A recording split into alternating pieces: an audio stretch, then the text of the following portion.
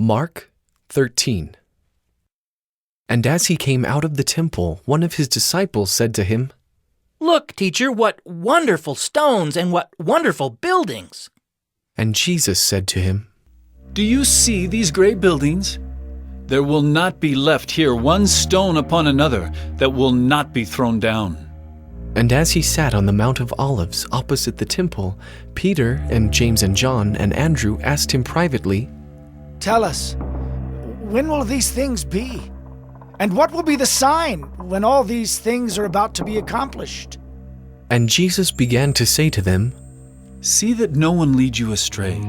Many will come in my name, saying, 'I am he,' and they will lead many astray. And when you hear of wars and rumors of wars, do not be alarmed. This must take place, but the end is not yet. For nation will rise against nation, and kingdom against kingdom. There will be earthquakes in various places. There will be famines. These are but the beginning of the birth pains. But be on your guard, for they will deliver you over to councils, and you will be beaten in synagogues, and you will stand before governors and kings for my sake to bear witness before them.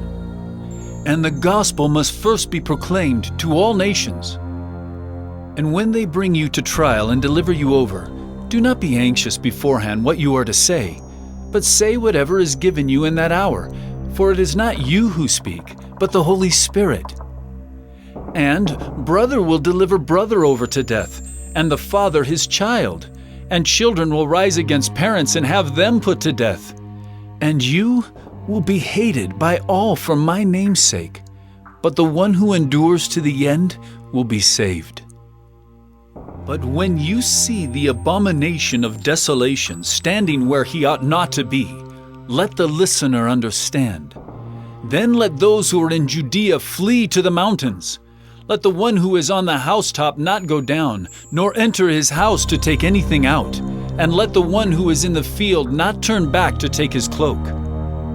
And alas for women who are pregnant and for those who are nursing infants in those days. Pray that it may not happen in winter. For in those days there will be such tribulation as has not been from the beginning of the creation that God created until now and never will be. And if the Lord had not cut short the days, no human being would be saved. But for the sake of the elect whom he chose, he shortened the days. And then if anyone says to you, 'Look, here is the Christ,' or 'Look, there he is,' do not believe it, for false Christs and false prophets will arise and perform signs and wonders, to lead astray, if possible, the elect. But be on guard. I have told you all things beforehand. But in those days, after that tribulation, the sun will be darkened, and the moon will not give its light, and the stars will be falling from heaven, and the powers in the heavens will be shaken. And then they will see the Son of Man coming in clouds with great power and glory.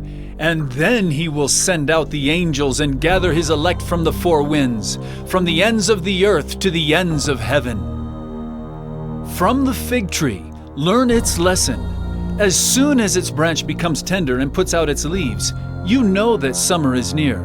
So also, when you see these things taking place, you know that he is near, at the very gates. Truly I say to you, this generation will not pass away until all these things take place. Heaven and earth will pass away, but my words will not pass away. But concerning that day or that hour, no one knows, not even the angels in heaven, nor the Son, but only the Father. Be on guard, keep awake, for you do not know when the time will come. It is like a man going on a journey, when he leaves home and puts his servants in charge, each with his work, and commands the doorkeeper to stay awake. Therefore stay awake, for you do not know when the master of the house will come, in the evening, or at midnight, or when the rooster crows, or in the morning, lest he come suddenly and find you asleep. And what I say to you, I say to all, stay awake.